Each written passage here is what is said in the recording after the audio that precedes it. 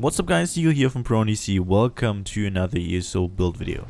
Today I'm going to show you the Stamina Sorcerer for PVE as DPS for the Horns of the Reach patch. I want to show you what setup I currently run, or more like what setups I currently run. There's multiple ones, of course, as Stam DPS. In some scenarios or in some situations you might need to wear support sets. What I will show you first is one of the options you can choose for, well, maximum DPS or like high DPS without any support for other players. In fact, I currently have 0 penetration. Actually, that's not right. I have 100 penetration because that's the base penetration right now on this character. If you run with a good group, you don't need any points into penetration, or maybe just like a few points into penetration. It's completely up to you. I did very fine. I had some good results, and you can also switch up some weapon traits, stuff like that. I will get to that in a second when I talk about gear. But first, let's like always start with the stats. So I'm a red guard right now. I didn't get the chance to craft medium Hunting's Rage Divine's Legs yet. I will probably do that to up my weapon crit chance by 2% and also my cost reduction. But right now with this setup, I'm sitting at 40.7k max stamina. It will be, I think, like slightly less than 40k if I go with 7 medium. So like I have like 1 piece of heavy and 6 medium. My weapon damage unbuffed is at 3.8k. And I'm sitting at 16.8k health. You'd be at 16.2k. For me personally, that's enough. It's totally up to you if you think you need more points into health. Just like put like 6 or 7 points into health and you'd be at like around 17k ish. And with Ebon Armory in your group, it's more than enough. These are my unbuffed resistances. They get boosted, of course, by Hurricane. I'm using max health, max stamina food, and the Warrior Munda Stone. If you play alone and you don't want to switch sets, what you can do is, of course, switch to the Lover Munda Stone to get more penetration, or switch one of your sets for a penetration set. But that's, like I said, up to you. And then, of course, you also have the option to alter your CP distribution. But buffed, my stats look like this. So I'm sitting at 18, around like 18.5 and 18.7k resistances. So and also 62.3% weapon crit and almost 4.5k weapon damage. Buffed with the weapon glyph active, we sit at almost 5k weapon damage. Actually, it should be 5k, but I still don't have all Divines pieces. I still need Velodreth shoulders and Divines. It's a little bit unfortunate, but well, RNG.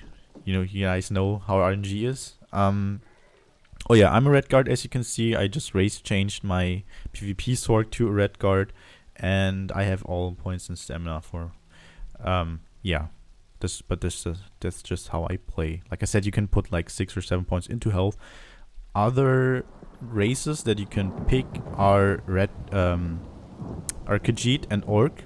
Orc also has, I think, like 6% max HP, so you don't need to put any points into health. You don't get the full stamina boost, but you still have I think like 4% more melee damage, which is really beneficial on the Stamina Sorcerer. Actually, like on any stamina class, the Orc is really performing well.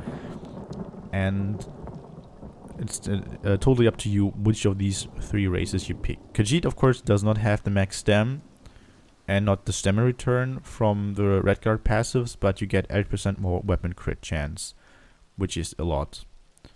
If you can sustain it, Khajiit probably gives slightly more DPS than red guard, but it depends a little bit on your group setup and stuff like that. So red guard is my preferred choice because of sustain issues. If you have some sustain issues. Gear wise, we're currently running 2 Velodreth as always, because this set is just like the go-to set. It gives you weapon damage and these disease spores that can hit up to 3 enemies. like only one enemy can only get hit by one disease spore. So even if the enemy is big enough, for example, the assembly general, and all 3 of the disease spores could hit him, only one will do damage. That's really important. So in trash fights, up to 3 enemies can get hit. However, in trash fights, I personally prefer Spawn of Mephala. Wait, it's weapons. Okay, Spawn of Mephala gives you stamina, and when you do the heavy attack, you create a web that's dealing poison damage for 10 seconds, which is pretty nice. So in trash fights, this set is actually pretty good because it can hit more than 3 enemies. However, it's not that big, and you would only use it if you really stack the enemies closely together. So it's not that good in all fights. But like damage wise, it's the same as Velodrath, but the weapon damage set bonus is a little bit more beneficial for us as a Stamina Sorcerer. So I'd only wear this in trash fights and swap to Velodrath in boss fights. As for Krog, the penetration is a little bit overkill. 1.4k, you don't need that. You could wear Krog if you need some penetration and then like drop Sharpened on your second weapon. But yeah, that's up to you. Just like what I always recommend is sit down with your guild, with your group, and ask the tanks what enchants they run, ask the other Stam DPS what sets they run. If you need penetration, you might need a different setup, or you might need to switch your champion points, maybe even the Mundo Stone, which I actually don't recommend. Actually, always go with the warrior in trial setups. In dungeons, you could go with the lover, or if you play solo, go with the lover. It's more beneficial. But other than that, if you have the penetration, always go with the warrior because it's better than shadow or thief. So the first 5-piece set that we wear to get that high weapon damage is of course Hunting's Rage. We get weapon crit, max damage, weapon crit, and weapon damage. So we have 3 pieces. We have Divine's chest, hands, and the heavy legs, which I want to swap out for medium legs, of course, to get more weapon crit chance. And then we have our weapons here, an infused in the main hand with a poison damage enchantment and a Nirnhold one on the offhand. So now it's up to you and your group to figure out if you should use Nirnhold or not. If you don't need penetration, the other option would be to go precise, so you get 3.5% more weapon crit chance and also spell crit chance. If you need penetration, what you could do is go with a sharpened weapon, because this will give you more damage. A sharpened weapon will give you 1.3k spell and physical penetration, and it's better than Nirnhold or Precise if you need some penetration or you don't want to switch out or swap the champion points around. But it's all like very, very, very close. Like it's not like a huge damage difference. As for the second weapon, we have an Infused Maelstrom Bow. Infuse is a really, really good trade. It gives us more weapon damage, that's 245 weapon damage, and also increases the tick of our Endless Hail while we are on the back bar. So some say that Infuse is actually best in slot, some say it's Nirnhold. I personally have no idea how much more weapon damage we get from a Nirnhold weapon, but then also keep in mind, Nirnhold Bow will not increase the damage of our Endless Hail while we are on the back bar. There's a bug currently, and this is also the reason why we use Infused in the main hand.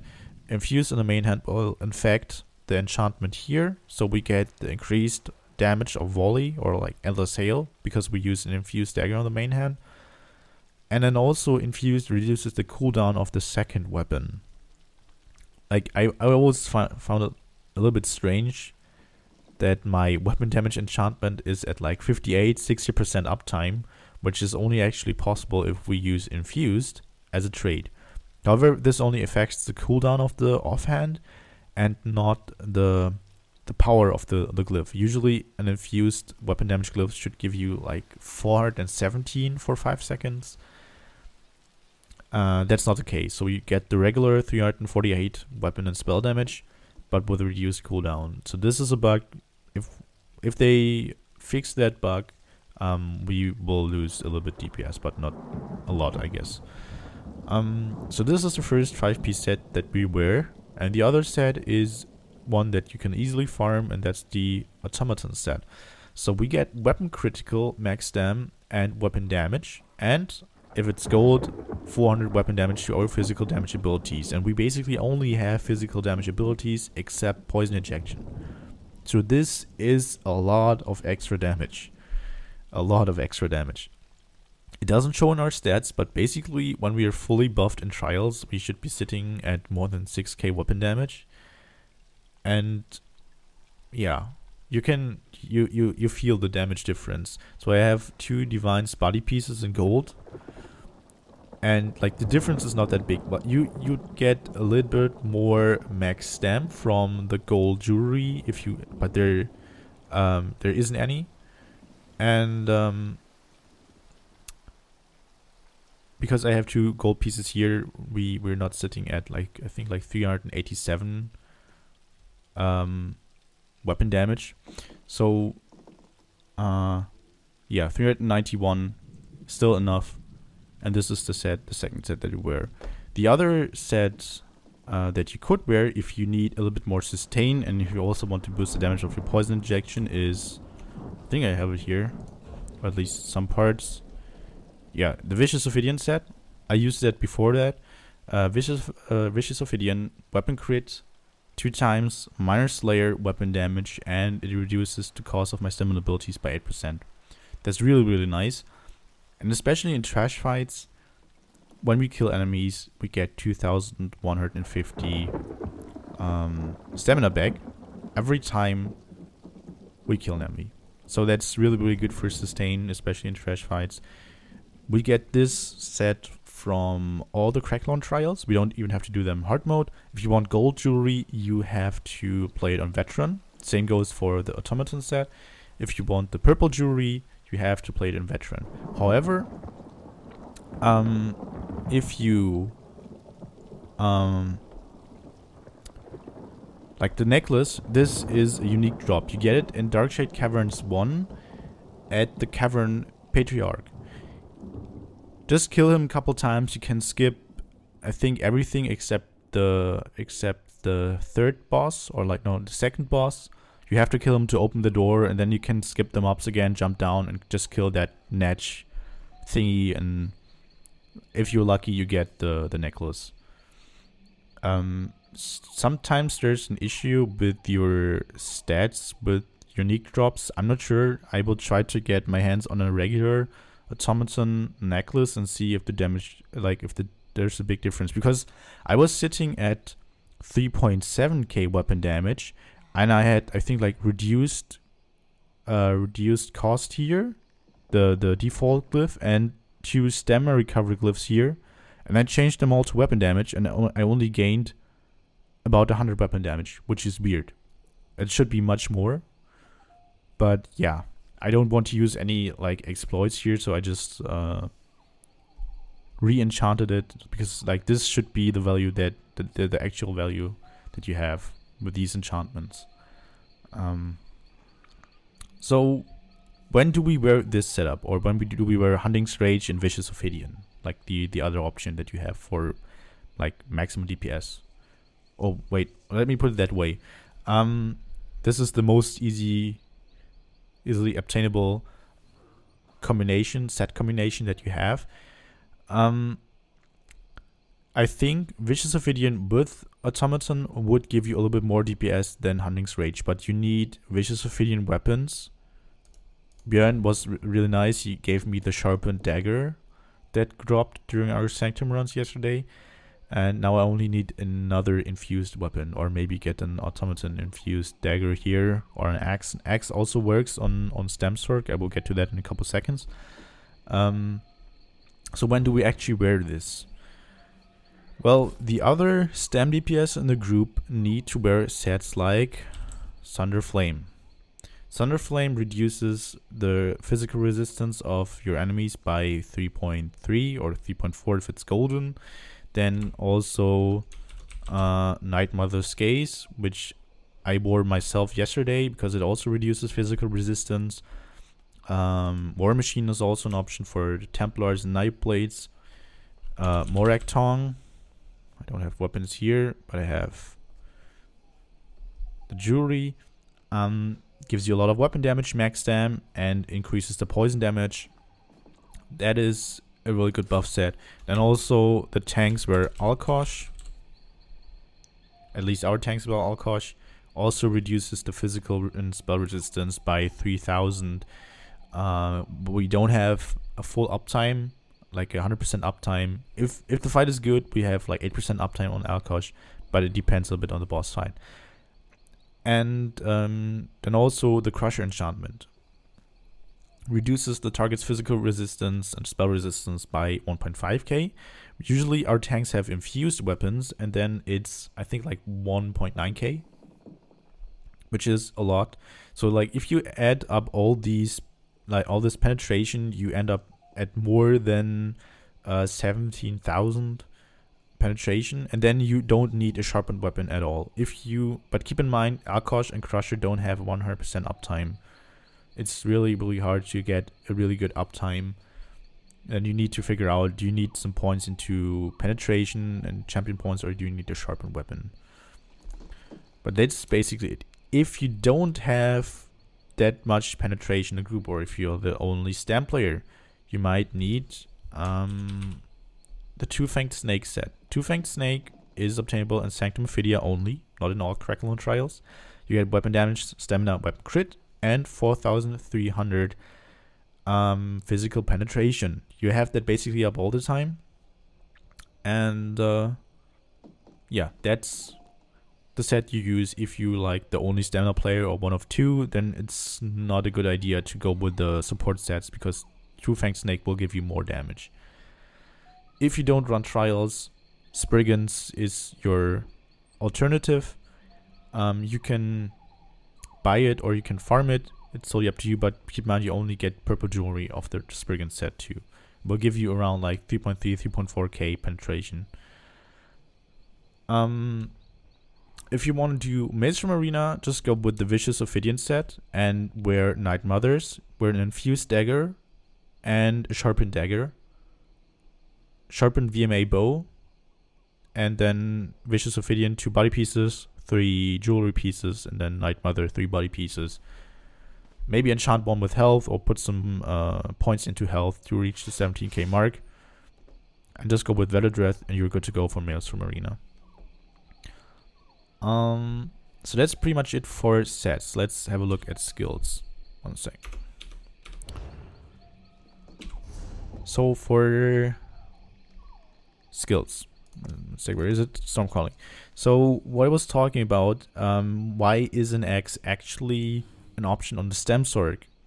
This is, for me personally, the only option where I go with an axe, maybe even on the Nightblade, because you can do a bit more light attacks. But for dual wield, the Twin Blade and Blunt passive, each axe gives your melee attacks an 8% chance to bleed enemies for physical damage. So this is extra physical damage for free. 6 seconds, another 6-second damage over time effect that could actually proc Implosion. When you deal physical damage, you have a 6% chance to instantly pulverize enemies under 15% health, dealing 11,114 physical damage. So an axe is actually not that bad. If you, however, use an axe, I recommend to go with the precise one, because you lose 5% crit chance. And if you go with a precise one and you don't already have a precise weapon on the offhand, you only lose 1.5% crit chance. Try to compensate penetration with champion points. It's easier that way. So an axe is actually an option. You don't have to use it, but it could improve your DPS. However, I personally prefer 2 daggers because this overall stats just look a little bit better that way. Implosion is also really good. in AoE trash fights because we have that skill Hurricane. I will start with this one here. So this boosts our resistances, and then also we get this really big Hurricane that increases in size every second, up to 9 meters, or not every second, but every couple of seconds, and increases the damage done. And if enemies get into execute range with this big AoE, we can just basically AoE execute them. But there's just a chance, but then still it deals quite a bit of damage. It's just a 6% chance, but it happens very often because we deal a lot of physical damage with our Endless Hail, with our Caltrops, and with our Implosion. And you could also put in Steel Tornado here to proc Implosion too. So Implosion is a really powerful passive, and actually after this one gameplay of the Manticore fight, my DPS was kinda low because buff up times weren't that optimal in that fight, but you could see in execute range how quickly my DPS went up. Not just because of like poison injection, but also because of Implosion, because of all the Implosion procs that happened. My DPS quickly went up to above 50k, 51k, and I was able to out DPS our stamina decays, except for one that went with a full damage set. Like I had Night Mother's Gaze. If someone else wore it and I was wearing Hunting's Rage, I could have maybe also even out DPS'd him.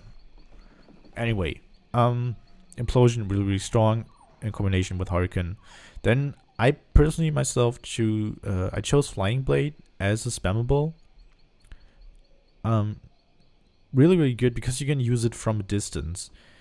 However, personally, I like Rapid Strikes better than Flying Blade.